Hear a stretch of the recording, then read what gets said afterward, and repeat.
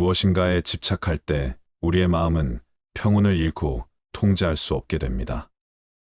우리는 무엇인가에 좋은 자질을 과장하고 그 사람을 대상으로 만들며 그것에 집착하고 놓지 않으려 합니다. 그러나 다양한 명상 기법을 통해 집착을 극복하고 상대와의 건전한 관계를 맺을 수 있습니다.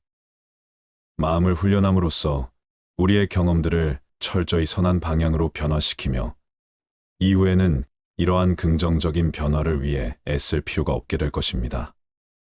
오늘은 부처님의 지혜를 통해 삶이 힘들 때, 삶에 지칠 때 마음 챙김 방법을 알아보고자 합니다. 부처님은 삶을 인지하는 작용이 마음이라고 하였습니다.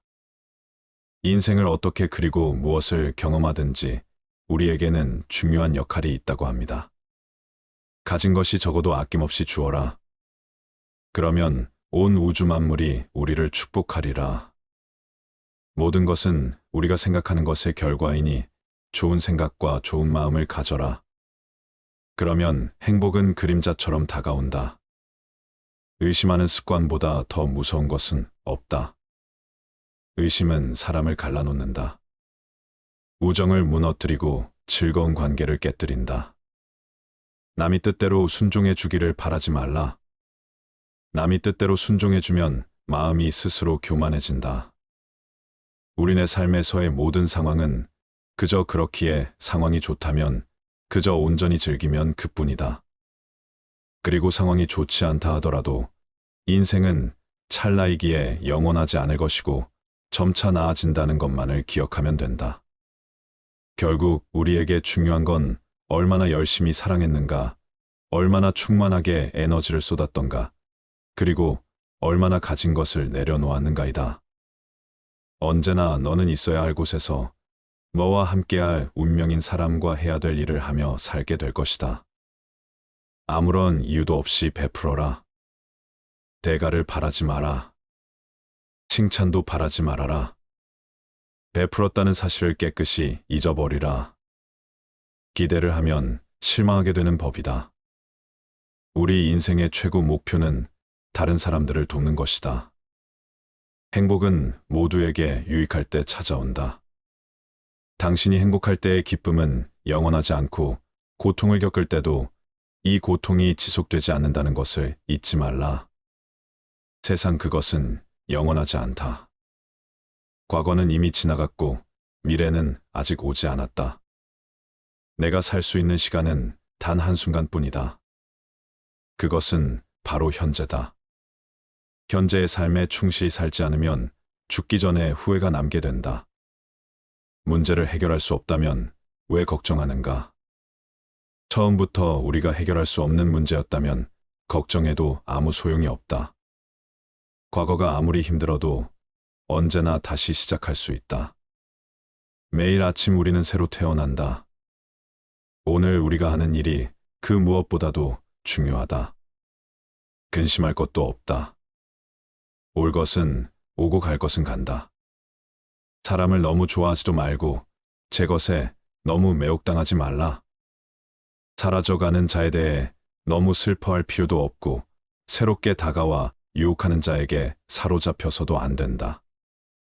이것이 바로 탐욕이며 그것은 파도이며 불안, 초조, 근심, 걱정이며 건너기 어려운 욕망의 바다인 것이다. 좋은 것은 잊으라. 세상을 볼 때 우리는 자동적으로 좋거나 싫다고 판단한다. 모든 사물이 좋거나 싫고 모든 문제가 옳거나 그르다. 세상을 대할 때 우리는 왜 습관적으로 좋거나 싫은 어느 한쪽을 택해야 하는 것일까?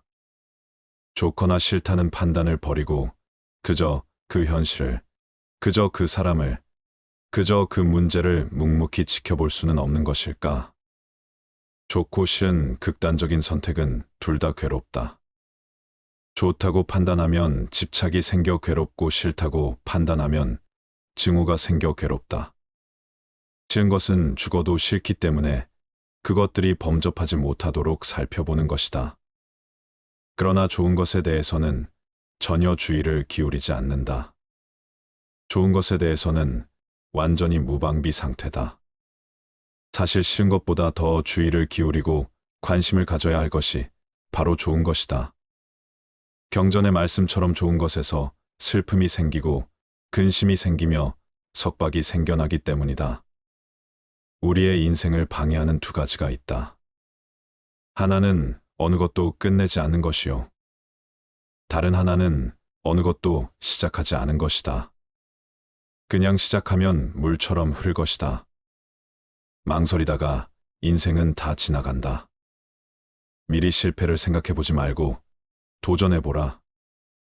그러면 의외로 쉽게 일이 풀린다. 당신이 사랑하는 삶을 살아라. 당신이 사는 삶을 사랑하라. 당신은 인생의 주인공이다. 사람들 눈치 보지 말고 당신이 주인공이 되어 당당하게 세상을 살아라. 남의 잘못을 보기는 쉽지만 나의 잘못을 보기는 어렵다. 인간은 남의 잘못은 바람에 까불리는 쭉정이처럼 잘 끄집어내면서도 자신의 잘못은 마치 교활한 노름꾼이 자기 패를 숨기듯 속에 감추어둔다. 사람은 누구나 장단점이 있다. 그러니 나의 잘못을 먼저 생각하고 그 사람의 잘못은 너그러이 이해해보라. 죽을 때 가지고 갈 수 있는 것은 아무것도 없다. 어떠한 부귀영화도 결국은 사라지게 마련이고 아무리 건강한 몸이라도 질병에 시달리기에 마련이며 젊음이라도 끝내는 늙음으로 돌아가고 어떤 목숨이라도 죽음 앞에 무너지게 마련이니 영원한 것은 자비로운 마음으로 불심을 닦는 것이다. 그러면 임종에 이르러 후회하지 않게 될 것이고 임종에 이르러 후회하지 않으면 집착이 없어 좋은 곳에 다시 날 것이다. 꽃의 향기가 제 아무리 향기롭더라도 세상은 바람이 불지 않으면 퍼질 수 없다. 그러나 순수한 마음에서 풍기는 그 덕의 향기는 바람을 멀리 거슬러 이 세상 끝까지 간다. 용모가 번듯하다고 해도 질투와 인색과 간교에 찬 사람은 훌륭한 인물이 아니라고 했다. 이처럼 그 어떤 것보다 내면과 마음이 중요하다는 것은 수백 번 강조해도 지나치지 않을 것이다. 마음이 고요하면 말과 행동 또한 고요한 법이다. 삶이 얼굴을 만들고 마찬가지로 삶이 말을 만든다. 삶에서 절로 기품이 배어나온다. 말이 곧 품격이다. 말은 소통에 반드시 필요한 수단이지만 동시에 자신을 있는 그대로 표현하고 보여주는 수단이라는 것을 잊으면 안 된다. 얼굴이 아름다운 것은 진정한 아름다움이 아니고 몸매가 아름다운 것도 진정한 아름다움이 아니며 화려하게 옷을 입은 것도 진정한 아름다움이 아니고 귀를 간지럽게 하는 말도 훌륭한 말이 아니다. 마음이 단정하고 뜻이 바른 것이 진정한 아름다움이다. 개울물은 소리내어 흐르지만 큰 강물은 소리 없이 흐른다. 모자라는 것은 소리를 내지만 가득 찬 것은 아주 조용하다. 싫은 것에서 생기는 미움은 오히려 비워내기 쉽지만 좋은 것에서 오는 애착과 근심과 속박은 우리를 완전히 얽어맨다.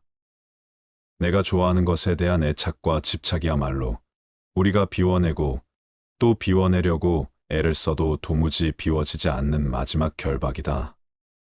좋은 것이 내게 다가오는 그때를 주의 깊게 지켜보라. 사랑도 소유도 물질도 돈도 좋은 집도 좋은 차도 모든 좋은 것들이 내게 밀물처럼 밀려오는 바로 그 순간이 내 인생 최고의 위기이다. 주의 깊게 지켜봄으로써 그 슬픔과 근심과 속박을 떨쳐버리라. 욕망은 더러운 시궁창과 같다. 욕망의 마음이 사로잡혀 애착하는 것을 애욕이라 한다. 애욕은 늪과 같고 꽁꽁 묶인 밧줄과 같아 빠져나오려고 발버둥치면 칠수록 오히려 더 깊게 빠져든다. 그것은 험한 가시덤불 같고 성난 독사와 같으며 더러운 시궁창과 같아 자신도 해치고 남도 해친다. 마음이 대상에 한번 사로잡히면 이처럼 헤어나기 어렵고 자신의 정신을 빼앗아간다. 모든 좋아하고 애착하는 대상은 실체가 없으며 괴로움을 가져온다는 것이 석가모니의 가르침이다. 자랑하는 사람도 애착하는 소유욕을 따르는 종교이며 차상일지라도 거기에 마음이 붙들려 사로잡히는 순간 괴로움은 시작된다. 애욕은 충족과 갈구로서는 다 채워지지 않고 비움과 관찰만이 그 완전한 소멸을 돕는다. 쓸데없는 말은 자신과 남의 마음을 현혹시킴으로 번뇌가 많아지게 한다. 자신에 부합한 말을 하도록 하라. 온유하면서도 사리가 맞고 유익한 말을 하라는 것이다. 말을 안 하고 있으면 참 답답하겠지만 목구멍까지 올라온 말을 하고 싶어도 꾹 참으면 그게 안에서 새로운 열매를 맺게 된다. 그런데 우리는 그냥 생각이 떠오르자마자 수많은 말을, 무책임한 말을 뱉어버린다. 그렇게 뱉은 후 한순간 마음이 가벼워졌을지 모르지만 그 말을 통해서 상처 입은 사람이 얼마나 많은가. 일부러 그런 의도를 가진 것은 아니지만 상대방을 상처 입히는 말들이 너무 많다. 부처님의 경전에서 말씀을 기록하시길 사람이 태어날 때에는 그 입안의 도끼도 함께 가지고 나와 어리석은 사람은 악한 말을 하여 그 도끼로 자신을 찍는다. 비난받을 사람을 칭찬하고 또 칭찬해야 할 사람을 비난하는 사람 그는 입으로 죄를 더한다. 그 죄 때문에 즐거움을 누리지 못한다. 그대여, 이 세상에서 말을 너무 하지 말라. 그러면서 자기를 괴롭히지 않고 남을 해하지 않는 말만을 하라고 가르치신다. 먼저 생각하라, 그런 뒤에 말을 하라. 이제 상대에게 그만이라는 말을 듣기 전에 그쳐라. 사람이 짐승보다 나은 것은 말하는 능력을 가졌기 때문이다. 그러나 만일 이것을 부당하게 행사하는 일을 서슴지 않는다면 그는 짐승만도 못하다. 자신의 말을 자신이 건너는 다리라고 생각하라. 단단한 다리가 아니라면 당신은 건너려 하지 않고 위험한 다리를 건너야 할 경우에 사람들은 한결같이 머뭇거리거나 주저하게 된다. 과연 이 다리를 건너야 할 것인가에 대해 곰곰이 생각하기 마련이다. 말이란 그런 것이다. 말은 입만 열면 공기처럼 튀어나오게 되기 때문에 우리가 건너야 할 다리보다도 더 위험한 것일 수 있다.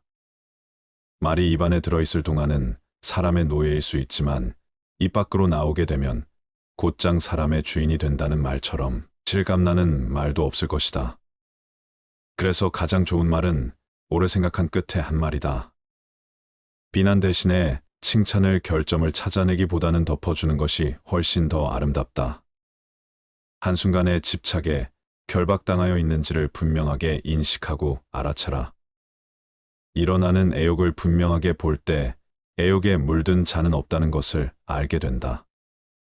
그리고 애욕에 물든 내가 사라지는 순간 애욕도 함께 사라진다. 내가 유혹에 빠지는 것이 아니라 다만 상황이 일어나고 사라질 뿐이다. 그 현상을 유혹이라고 집착이라고 이름 짓지도 말고 다만 살펴보라. 사로잡히는 순간 애욕, 늪과 같고 칼날과 같고 더러운 시궁창과 같이 나를 사로잡아 올가매고 만다. 사로잡히는 자가 되지 말고 다만 지켜보는 자가 되라. 자신의 소유가 아닌 것은 집착하지 말고 다 버려라. 내 것이 아닌 것을 모두 버릴 때 세상을 소유할 수 있다.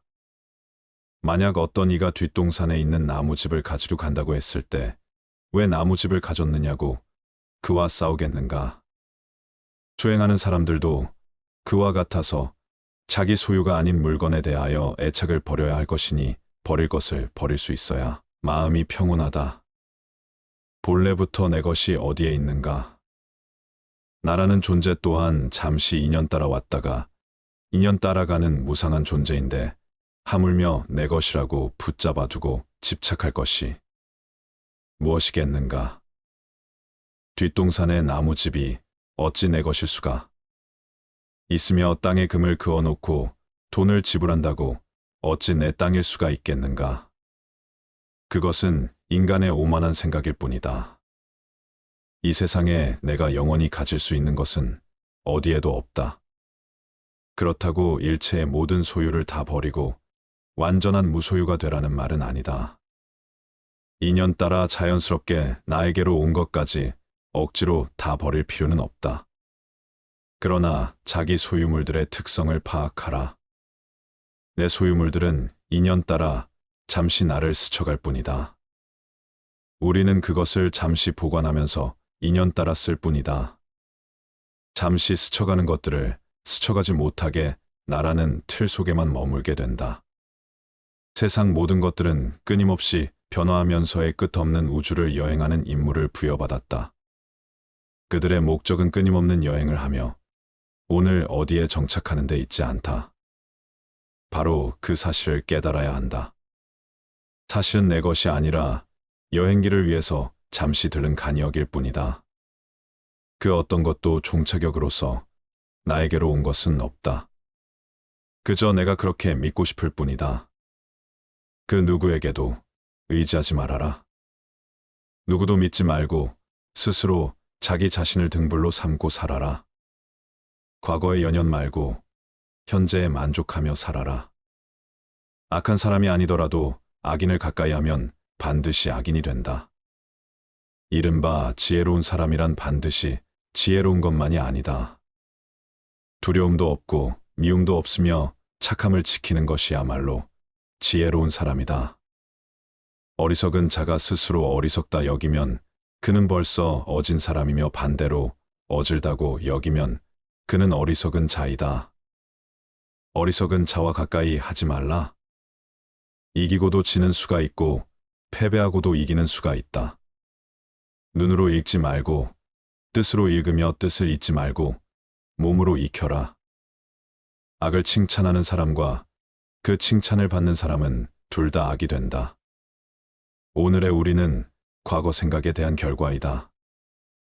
마음은 모든 것이다. 우리는 생각대로 그런 사람이 된다. 강해진다는 것은 혼자가 되는 것이다. 다른 사람과 비교하면서 자신을 괴롭히면 인생의 즐거움을 모르게 된다. 가치 있는 일이라 느껴진다면 온 마음을 다하여 하라. 어느 누구도 나를 구원할 수 없고 자기 자신만이 스스로를 구원할 수 있다. 내 자신이 직접 그 길을 걸어야 한다. 행복으로 가는 길은 없다. 영원한 건 아무것도 없다. 너무 괴로워하지 마라. 상황이 얼마나 악화되더라도 그것은 곧 변할 것이기 때문이다. 누구도 우리를 구원하지 못한다. 그 어떤 누구도 구원할 수 없고 구원 못한다. 우리는 우리 스스로 그 길을 나가야만 한다. 너가 진정으로 너 자신을 사랑한다면 절대로 다른 사람을 해치는 짓은 하지 않을 것이다.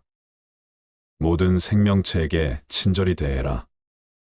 선한 일을 끊임없이 계속하다 보면 마음이 기쁨으로 채워지리라. 아무리 훌륭하고 아름다운 말도 행동하지 않으면 보람이 없다. 팔 만드는 장인이 화살을 깎아 똑바로 만드는 것처럼 훌륭한 사람은 빗나간 생각을 바르게 조절한다. 나쁜 생각을 품은 사람들 속에 있으면서도 악의가 없고 칼과 몽둥이를 든 사람들 틈에서도 온순하며 집착이 많은 사람들 속에 있으면서도 집착이 없는 사람은 성자이다. 나의 허물을 꾸짖어주는 지혜로운 사람을 만나면 보배를 보여주는 사람의 아들로 대접하여라. 그릇되고 굽은 것에 사로잡힌 친구를 멀리하라. 탐욕에 빠져 게으른 사람을 가까이 하지 말아라. 잘 되는 사람도 알아보기 쉽고 파멸하는 사람도 알아보기 쉽다. 진리를 사랑하는 사람은 잘 되고 진리를 싫어하는 사람은 파멸한다. 술에 대해 절제하고 멀리하여 삶을 성실히 지켜라. 공손하고 겸손한 태도와 만족하고 감사하는 마음으로 기회 있을 때마다 가르침 들어라. 안전한 고요함과 청정에 이르면 죽음을 초월하니 이것이야말로 비교할 수 없는 최상의 높은 경지이다. 감각적 쾌락 대신 마음의 안정을 얻고 굴레에서 벗어나 죽음을 초월하고 지극한 평화를 이루어라. 과거는 소멸하고 마음은 고요함이 내 생에 집착 없다. 번뇌의 근원이 조멸한 이는 흔적 없이 떠난다. 유리하다고 교만하지 말고 불리하다고 비굴하지 말라. 무엇을 가지고 있다고 쉽게 행동하지 말고 그것이 사실인지 진실인지 깊이 생각하며 이치가 명확할 때 행동하라. 태산 같은 자부심을 갖고 들밭의 풀처럼 자기를 낮추어라. 역경을 참아 이겨내고 형편이 잘 풀릴 때는 조심하라. 재물을 오물처럼 볼 줄도 알고 솟아오르는 분노를 잘 다스려라. 이 세상 보는 것이 헛된 것이니 구태여 가지려 허덕이지 말며 번민하지 말라. 분수에 알맞은 삶을 살면서 일찍이 공덕을 부지런히 쌓으며 스스로 바른 소원을 가지며 폭넓게 배우고 좋은 재주를 익히며 단련하고 절제하며 의미 있는 말을 나누어라. 공손히 부모님을 모시고 배우자나 자식을 돌보고 안정되게 생업을 꾸려가라. 착한 말은 착한 마음에서 착한 마음은 자비로운 마음에서 생겨나 능히 하늘을 움직인다. 바르게 행동하고 베풀며 진지를 보살피고 도와주며 비난받지 않게 행동하라. 다른 사람 불과 비교하면서 자신을 괴롭히면 인생의 즐거움을 모르게 된다. 타인과의 경쟁심으로 인해 인생의 소소한 기쁨을 잃어버리고 행복하지 않은 삶을 살게 된다. 진정한 부자는 많이 가진 사람이 아니라 많이 베푸는 사람인 것이다. 당신이 행복할 때 이 기쁨은 영원하지 않고 고통을 겪을 때도 이 고통이 지속되지 않는다는 것을 잊지 말라. 세상 모든 것들은 영원하지 않다. 더울 때는 더운 대로, 추울 때는 추운 대로, 그런 대로 살라. 어리석은 사람은 염려도 많아 한 치 앞도 모르면서 걱정만 한다. 그 몸이 있다 하지만 그 몸은 오래지 않아 모두 흙으로 돌아가나니 몸 형상은 허물어지고 정신도 사라지거든 잠시 잠깐 머무는 것을 무엇을 탐하겠는가. 모든 것은 생각에서 비롯된다. 죽는다는 생각을 버리면 괴로움도 끝나리라. 자기네가 지은 죄는 스스로 거두게 마련이며 금강석이 보석을 부수든 자기가 지은 죄는 자기가 부순다. 재물을 잃은 손실은 적지만 지혜를 잃은 손실은 크다. 정진하면 안 되는 일이 없다. 이것은 마치 작은 물이 바위를 뚫는 것과 같다. 스스로 뽐내며 남을 깔본다면 장님이 촛불을 들고 걷는 것 같다. 남은 비춰주지만 자신은 밝히지 못한다. 좋은 일은 서둘러 행하고 나쁜 일에는 마음이 흔들리지 말아야 한다. 호화로운 임금의 수레도 부서지듯 우리 몸도 늙으면 허물어진다. 오로지 덕행을 쌓아가는 일만이 이 괴로움에서 벗어나는 길이다. 타오르는 불 속에 마른 풀을 짊어지고 무사히 빠져나오기란 무척 어렵다. 이보다 어려운 일은 탐욕으로 뭉친 사람에게 가르침을 들려주는 일이다. 세상의 온갖 번뇌의 흐름을 먹게 하는 것은 신념과 지혜이다. 남이 뜻대로 순종해 주기를 바라지 말라. 남이 내 뜻대로 순종해 주면 마음이 스스로 교만해지나니 내 뜻에 맞지 않는 사람들로 무리를 이루라. 너가 만약 다른 사람을 위해 램프불을 켜준다면 그 램프는 너의 길을 비춰줄 것이다. 사람들에게 계획을 말하지 말고 결과를 보여주어라. 타인이 널 어떻게 느끼는지는 너가 관여할 수 없는 것이다. 그러니 바꾸려 하지 말고 멀어진 너의 인생을 살고 행복하여라. 너 자신을 극복할 수 있으면 현실에서도 승리할 수 있다. 게으름은 죽음으로 이끄는 지름길이며 성실함은 삶으로 이끄는 지름길이다. 욕심같이 더럽고 추하며 허망하고 위험한 것은 없다.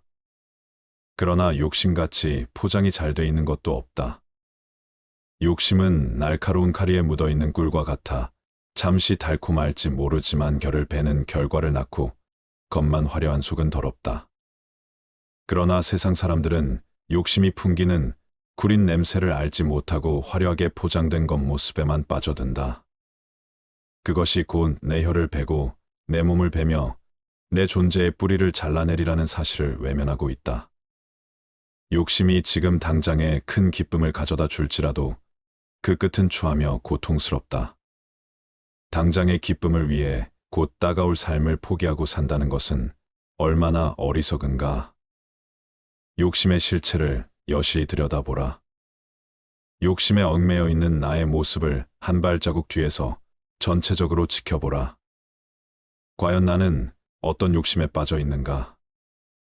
똥덩이 같고 밑빠진 그릇 같으며 독사와 같고 물거품처럼 허망하고 견고하지 못한 욕심의 실체를 확연히 보아야 한다. 그러지 않으면 욕심에 덫에 걸리고 만다. 그렇다고 욕심을 없애버리려고 애쓸 필요는 없다. 욕망과의 전쟁을 선포하는 것은 욕망을 다루는 지혜로운 방법이 아니다. 욕망은 싸워서 이겨야 할 대상이 아니라 온전히 이해해야 할 마음의 한 부분이다. 욕망을 전체적으로 이해했을 때 그 이면에 잠재되어 있는 결을 베는 칼날의 의미를 바로 볼 수 있다. 나에게는 어떤 욕심이 일어나고 머물다가 사라지고 있는가? 마음이 탐욕을 벗어나지 못하기 때문에 무거운 짐을 지게 된다. 우리가 짊어지고 있는 가장 무거운 짐이 탐욕의 짐이다. 탐욕의 짐은 짊어지는 만큼 병이 되고 벗어버리는 만큼 즐거움이 된다. 길을 걷는 나그네에게 짐이 많다면 그 길은 멀고도 험난하다. 인생의 길을 걷고 있는 우리들도 짐이 없어야 가벼운 여행을 즐길 수 있다. 지혜로운 사람은 삶의 길 위에서 항상 무거운 짐을 버리며 살지만 어리석은 사람은 늘 짐을 만들고 싸고 또 쌓기에 여념이 없다. 다른 사람과 비교하면서 자신을 괴롭히면 인생의 즐거움을 모르게 된다. 타인과의 경쟁심으로 인해 인생의 소소한 기쁨을 잃어버리고 행복하지 않은 삶을 살게 된다. 너의 것이 아닌 것은 내려놓아라. 그리고 잘못을 기억한 것은 마음의 짐을 지는 것과 같다. 견딜 수 없을 만큼 힘들고 고통스러울 때는 인생이 너에게 무언가를 가르치려고 하고 있는 것이다. 과거의 허물을 생각해서 지우지 못하면 마음의 짐이 되어 고통을 준다. 폭풍을 진정시키려 하지 말고 나 자신을 진정시키면 폭풍은 지나가게 된다. 행복으로 가는 길은 존재하지 않는다. 당신이 사랑하는 삶을 살아라. 당신이 사는 삶을 사랑하라. 타인이 널 좋아하도록 너 자신을 바꾸지 말라. 오로지 솔직한 너 자신이 된다면 올바른 사람은 진짜 너의 모습을 자랑하게 될 것이다. 건강은 최고의 선물이며 현재 만족함은 최고의 재산이다. 명상하며 두려움과 걱정에서 벗어나라. 어떤 말을 하든 신중하게 선택해야 한다. 주변 사람들이 그 말을 듣고 좋든 나쁘든 영향을 받을 것이기 때문이다. 베풀고 나누면서 살아라. 행복은 나눈다고 해서 줄어들지 않는다. 사랑은 너의 가장 깊은 영혼을 다른 사람에게 주는 것이다. 사람은 사랑으로 사는 것이다. 상대방에게 진심으로 대하여라. 본 마음을 다하라.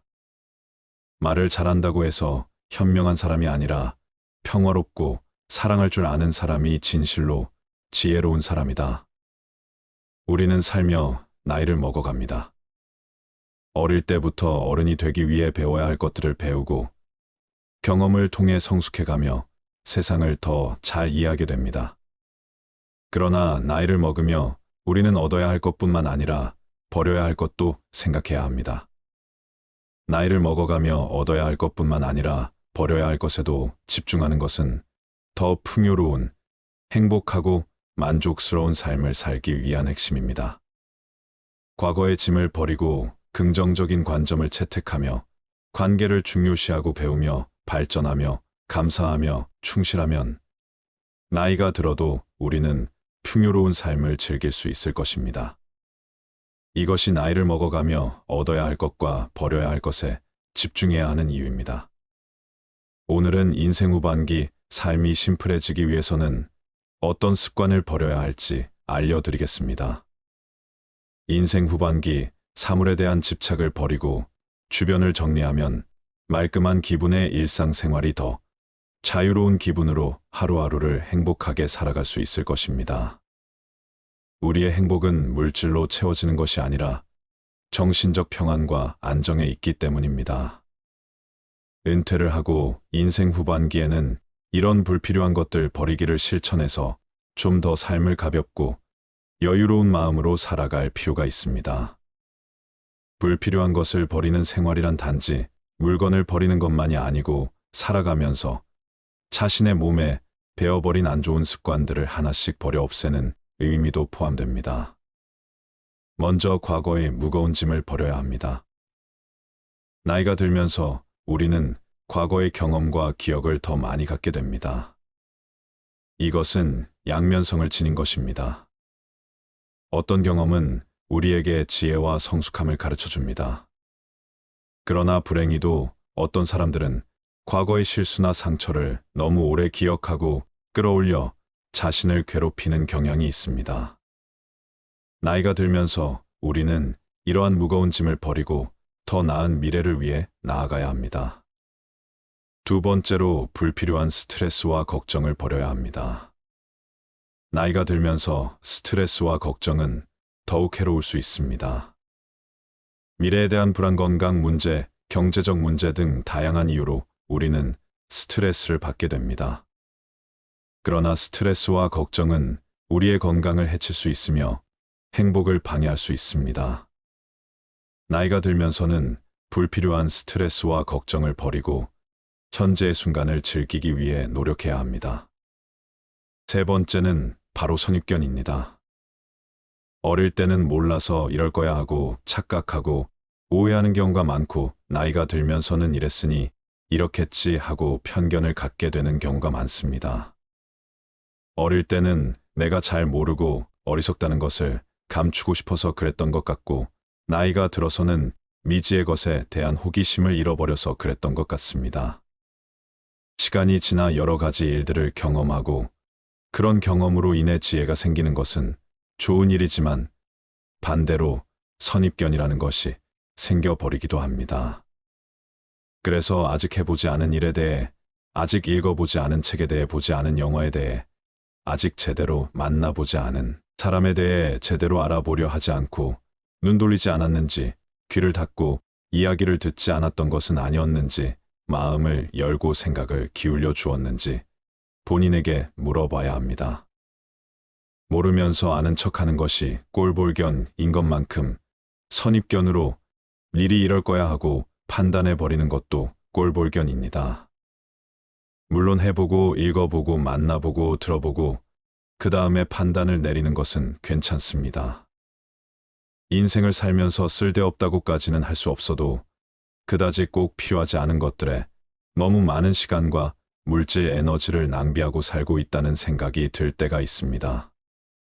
우선 큰 집과 자동차 집안을 꽉 채우고 있는 수많은 가구나 옷, 기타 각종 물건들과 그리고 온갖 사람들과의 관계 때문에 생기는 행사나 만남들, 이로 인한 형식적 체면 치레 때문에 많은 시간과 돈을 쓰게 됩니다. 나이가 들면서 우리는 지금까지의 삶에 감사하고 충실해야 합니다. 우리의 경험과 노력에 대한 감사의 마음을 가지고 더 나은 미래를 향해 나아가야 합니다. 또한 가족과 친구들에 대한 감사의 마음을 표현하고 나누는 것도 중요합니다. 나이를 먹어가며 얻어야 할 것뿐만 아니라 버려야 할 것에도 집중하는 것은 더 풍요로운, 행복하고 만족스러운 삶을 살기 위한 핵심입니다. 긍정적인 관점을 채택하며 관계를 중요시하고 배우며 발전하며 감사하며 충실하면 나이가 들어도 우리는 풍요로운 삶을 즐길 수 있을 것입니다. 이것이 나이를 먹어가며 얻어야 할 것과 버려야 할 것에 집중해야 하는 이유입니다. 나이가 들면 들수록 물건의 사용 여부와 상관없이 버리지 못하고 모아두는 습관이 생깁니다. 여러 원인이 있지만 인지기능 저하가 주요 원인으로 꼽힙니다. 사람은 나이가 들면 서서히 인지 기능이 떨어지는데 실제 저장강박증이 있는 자도 젊은 층보다는 노인에게서 많다고 합니다. 오래된 신문 잡지책, 옷을 버리지 못하는 것에서부터 심하면 실내가 쓰레기로 가득 찬 상태로 내버려 두기도 합니다. 인구 중 2에서 5% 나타날 정도로 흔한데 환자는 젊은 층보다 노인에게서 2배 정도 많다는 연구 결과가 있습니다. 하지만 이러한 물건들은 생활 속에서 무심코 사용하다가 건강에 악영향을 주는 것들이 있습니다. 알고 보면 건강에 무척 해로워 당장 버려야 하는 것들이 있습니다. 오늘은 안 아프고 건강하려면 65세 전까지 즉시 버려야 할 물건 5가지에 대해 알려드리겠습니다. 첫 번째, 오래된 약과 영양제.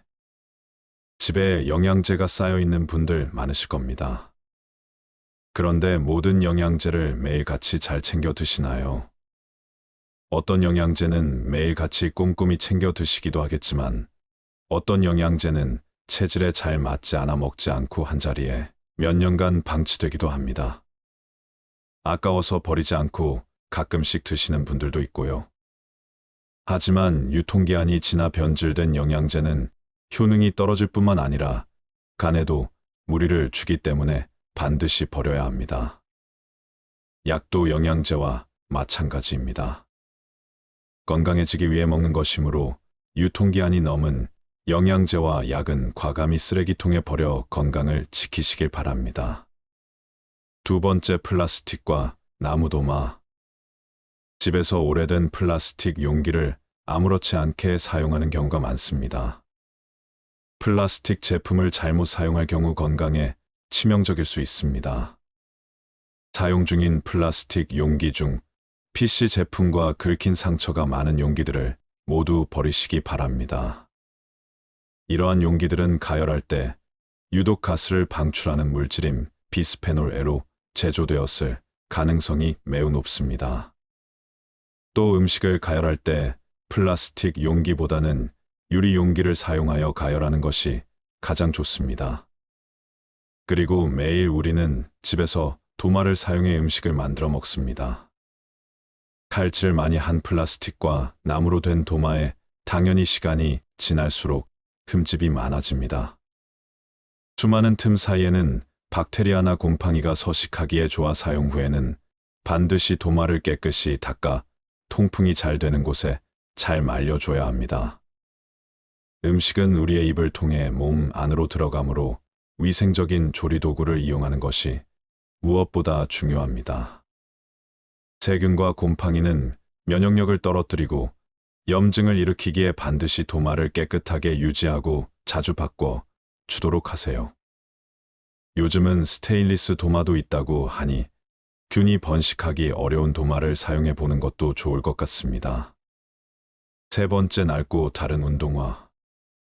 운동화를 한번 사면 몇 년을 계속 신게 되는데 오래된 운동화는 굽이 달라 충격 흡수율이 매우 낮습니다.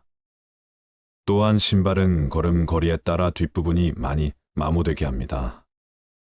그런데 마모가 된 신발을 계속 신는다면 어떻게 될까요? 특히 운동할 때 신는 운동화의 뒷부분은 체중이 실리면서 몸에 충격이 흡수되는 곳이므로 마모가 되면 새로운 신발을 신어줘야 합니다. 운도의 밑창이 다르면 뛰고 걸을 때마다 완충되는 곳이 없어 발바닥과 무릎과 허리가 그 충격을 그대로 흡수해 관절과 척추에 손상을 주게 되어 무릎 통증과 허리, 디스크 등의 발병률을 높이게 됩니다. 아무리 마음에 드는 운동화라도 밑창에 마모된 곳이 있으면 꼭 교체하여 무릎과 허리가 다치지 않도록 예방하시기 바랍니다. 네 번째, 오래 써서 다른 칫솔. 매일 최소 하루 3번 치아를 닦아주는 칫솔은 세균이 번식하기 참 쉬운 물건입니다. 더군다나 입안 닦기 때문에 각질층이 없는 점막에 바로 세균이 침투하기 쉬워 각별히 깨끗하게 관리해야 합니다. 입안에 상처가 있다면 바로 혈관을 통해 세균이 우리 온몸을 헤집고 돌아다니게 되므로 반드시 칫솔 관리 위생을 지켜주셔야 합니다.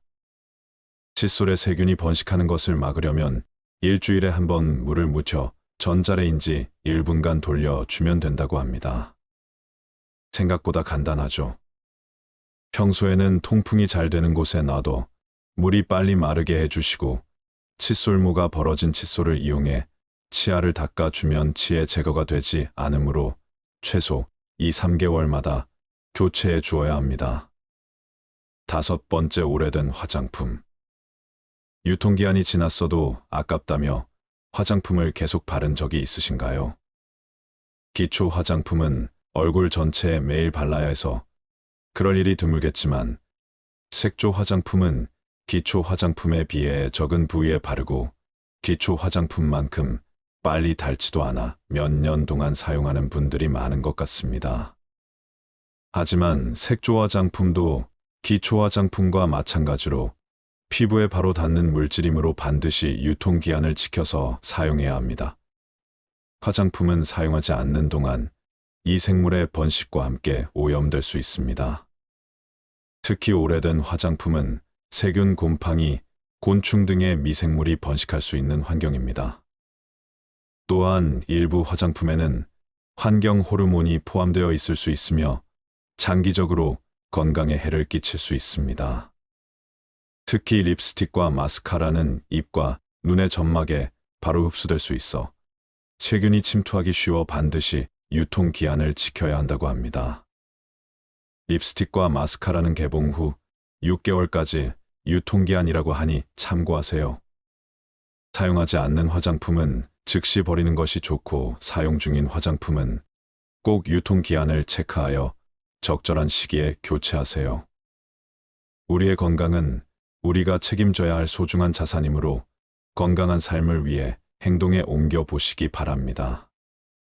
지금까지 실제로 열심히 사고 모아두었지만 살다 보면 많은 것들이 그다지 쓸모가 없는 것들이라는 것을 알게 됩니다. 또한 많은 물건들로 둘러싸인 어수선한 공간에서는 정신도 쉽게 산만해지고 마음이 무거워져 생각도 정리가 되지 않습니다. 그러므로 물건에 대한 집착을 버리고 주변을 가볍게 정리할 필요가 있습니다. 살다 보면 어떤 일이든 후회가 남습니다. 미리 알았더라면 후회를 덜 남길 수 있었을까요? 인생의 후반기를 보내고 있는 60대들은 그들이 지금껏 살아온 발자취 곳곳에서 후회를 발견한다고 합니다. 인생의 시행착오를 줄이고 더 나은 인생을 살기 위해서 꼭 알아야 되는 건 무엇일까요? 첫 번째, 저축을 많이 하지 못한 것. 자축은 노후 대비에 가장 중요한 역할을 합니다. 은퇴 이후 가장 큰 고민을 경제적인 어려움이라고 꼽았습니다. 고정 수입이 줄어들고 자녀 지원비, 병원비 등 각종 늘어가는 지출비 탓에 생활고에 시달릴 수 있습니다. 노후 대비를 위해서는 먼저 저축을 시작해야 합니다. 저축을 시작할 때는 먼저 현재 수입과 지출을 파악하고 가능한 많은 돈을 저축하는 것이 좋습니다. 젊은 나이에 저축을 하지 않으면 은퇴 이후 큰 고난을 겪게 될 수 있습니다. 두 번째, 배우자에게 잘하지 못한 것. 배우자는 평생을 함께 할 반려자입니다. 60대가 되어서도 배우자가 옆에 있다면 그야말로 그것 자체가 천복입니다. 그러나 상대방의 소중함을 쉽게 간과해버리고는 합니다. 나이가 들수록 곁에는 서로만 남게 되며 자식도 소용없습니다. 배우자에게 최선을 다하며 앞으로의 노후를 그려나갑시다. 세 번째, 건강을 소홀하게 한 것. 건강이 중요하다는 사실을 모르는 사람은 없습니다. 하지만 젊어서는 그것을 잘 모르고 자기의 몸을 혹사시킵니다. 그거 하나 한다고 건강해지겠어 하고 무심히 지나쳤던 습관들이 사실은 평생 건강을 지키는 열쇠입니다. 건강을 유지하기 위해서는 규칙적인 운동과 올바른 식습관을 유지하는 것이 중요합니다.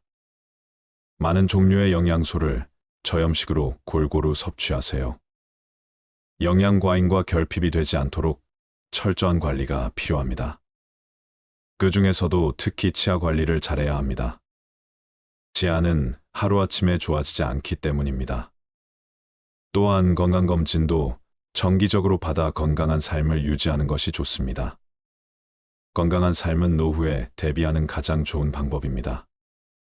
오래 사는 것이 기본인 시대에 우리는 유병장수보다는 무병장수로 가야 합니다. 네 번째, 자식과 대화를 많이 하지 못한 것.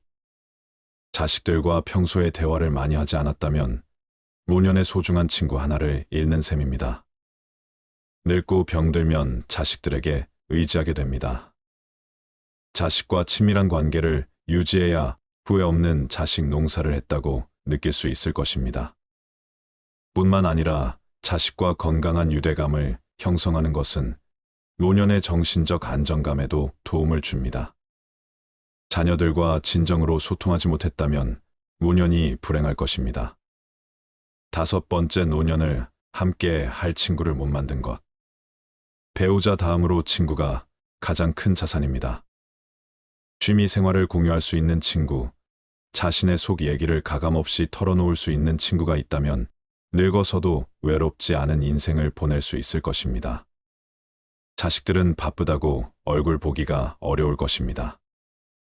만일 평생을 함께 할 친구가 없다면 노년은 무척 외롭고 쓸쓸할 것입니다. 여섯 번째, 평생 할 수 있는 취미. 만들지 못한 것 취미라고 해서 골프 등과 같이 돈이 많이 들어가는 것일 필요는 없습니다. 등산과 가벼운 산책, 독서, 음악 감상 등과 같이 큰 돈이 필요 없는 것들도 많습니다. 취미를 갖게 된다면 평생 지루하지 않은 활력 있는 삶을 보낼 수 있을 것입니다. 또한 취미를 부부와 함께 하는 것이 가장 좋습니다. 친구들과 어울려 친목을 도모할 수 있는 취미 생활도 추천합니다. 나이와 건강에 맞는 취미를 개발하는 것은 아주 중요한 노후의 요건임에는 틀림없습니다. 일곱 번째, 배움을 멈춘 것.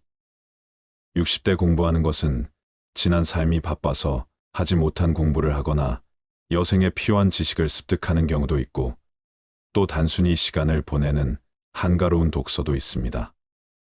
하지 못했던 배움을 한다는 것은 아주 소중한 시간입니다.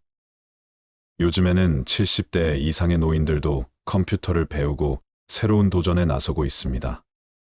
평생 공부하고 배우는 일을 멈춰서는 안 됩니다.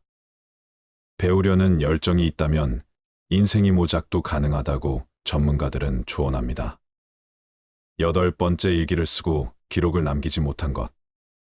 은퇴한 나에 생각해보면 자신이 살아온 인생의 험하고 덧없이 느껴질 때도 있습니다. 그럴 때 평생 자신이 걸어온 발자취를 돌아보고 정리하는 것이 필요합니다. 그렇게 하기 위해서는 젊어서부터 기록을 남기는 습관이 필요합니다. 일기를 매일 쓰라고 말하는 것은 아닙니다. 다만 틈틈이 기록하고 사진 등을 남겨놓으면 나중에 자신의 삶을 정리하는데 도움이 될 것입니다.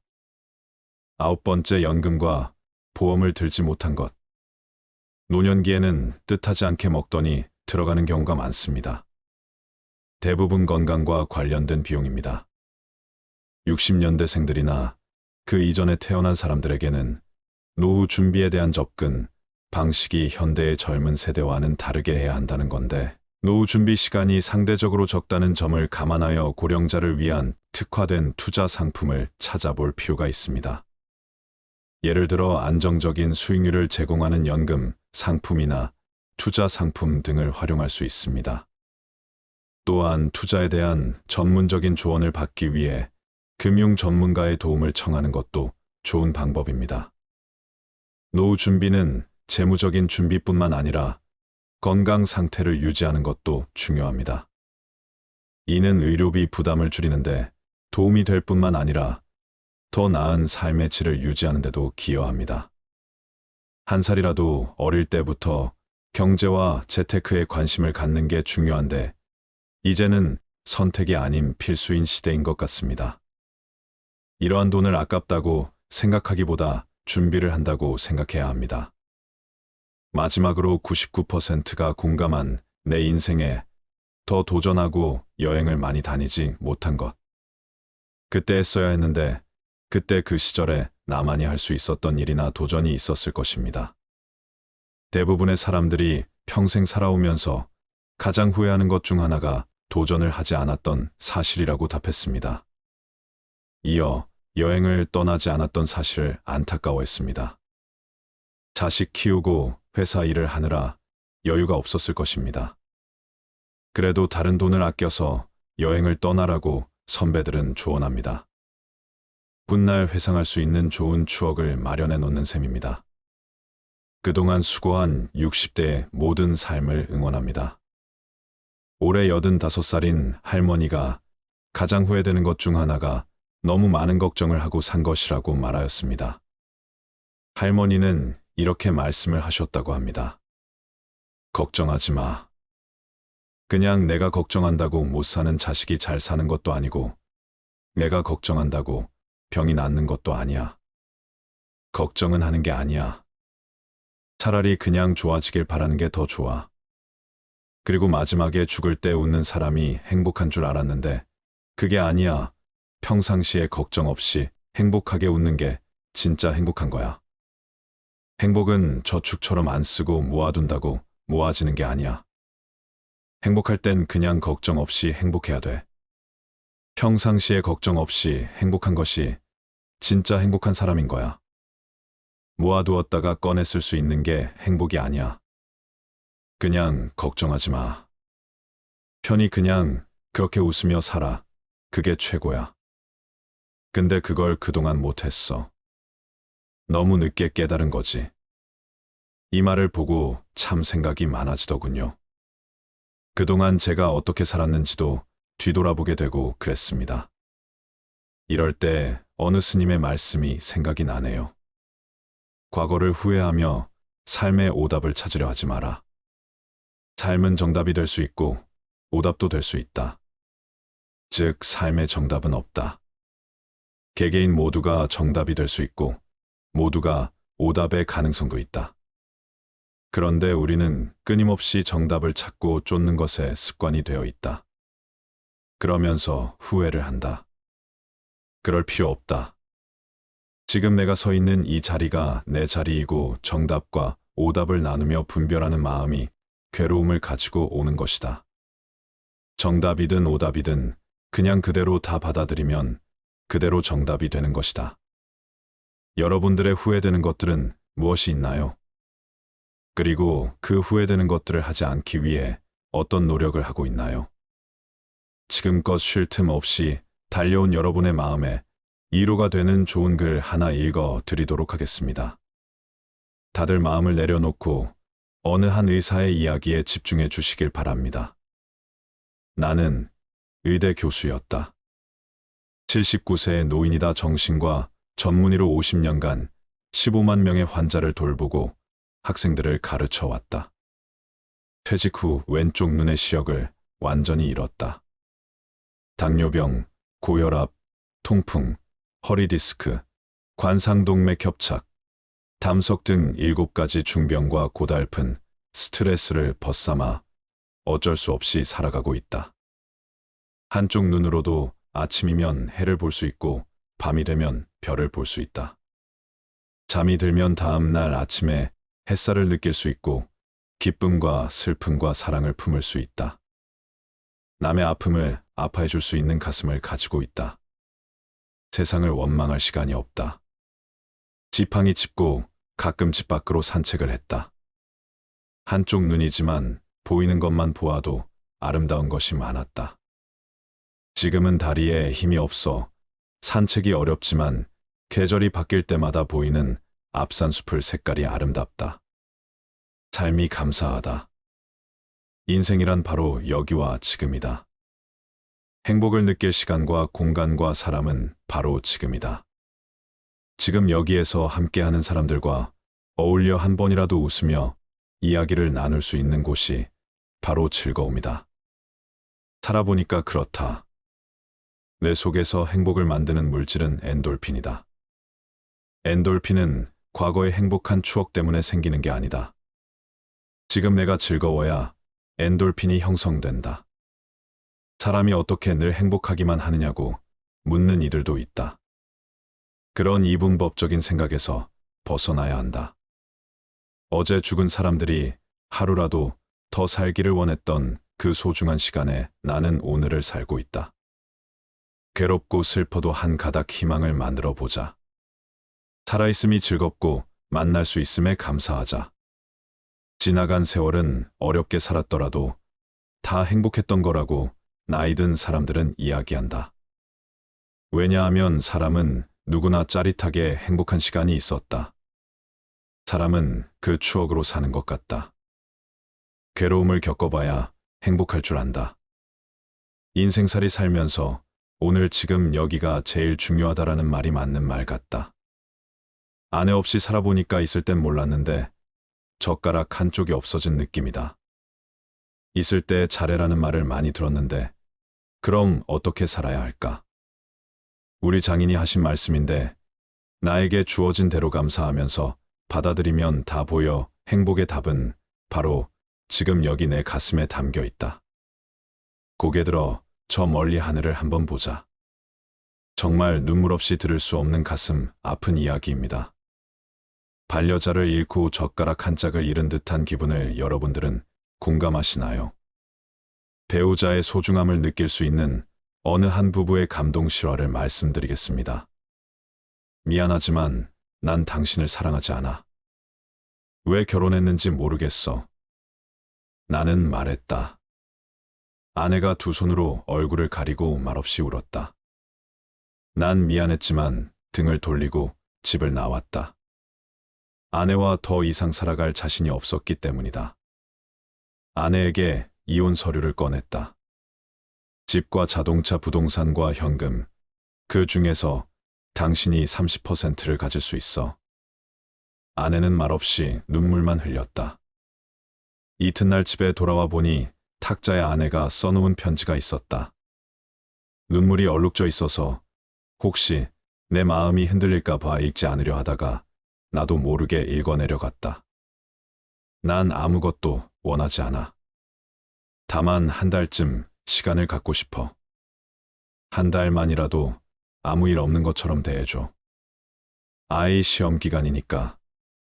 신경 쓰지 않게. 그리고 이혼 조건으로 한 가지 부탁만 할게. 당신이 결혼 첫날 아침 출근할 때 나를 안아서 거실에서 현관까지 갔던 것처럼 한 달간만 그렇게 해줘. 이 여자가 미쳤나 이런 생각이 들었지만 한 달이면 끝날 일이니까라고 생각하며 그렇게 해주기로 했다. 첫날 거실에서 아내를 들어올려 안았을 때 몹시 어색했다. 몇 년간 우린 신체 접촉이 없었으니까. 칩보를 걸어 현관까지 갔을 때 뒤에서 아이가 박수를 쳤다. 멋있다면서 나는 아이에게 웃음을 지어 보이며 아내를 내려놓고 출근했다. 둘째 날은 첫날보다 나아졌다. 아내는 내 가슴에 적극적으로 기댔고 블라우스에서는 향기가 났다. 피부의 잔주름을 보면서 그동안 모르는 사이 이렇게 됐구나 하는 생각이 들었다. 나와 결혼해 이렇게 되었구나 생각하니 조금 미안했다. 셋째 날, 넷째 날 아내를 들어 올렸을 때 오래전에 친밀함이 돌아오는 듯한 느낌이 들었다. 내게 자신의 10년을 바친 이 여자 다음 날 또 다음 날 아내를 안아 나르는 것이 익숙해졌다. 어느 날 아침 아내가 옷을 고르고 있었다.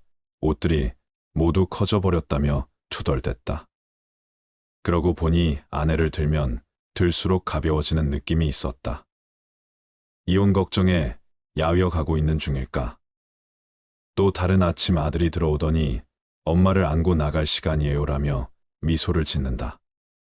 녀석에게 이 일이 이제 일상으로 자리 잡은 것이다. 아내는 아이를 꼭 껴안는다. 마음이 흔들리고 있다. 드디어 마지막 날이 왔다. 나는 아내와 헤어질 수 없다는 걸 알았다. 이혼을 취소하기로 했다.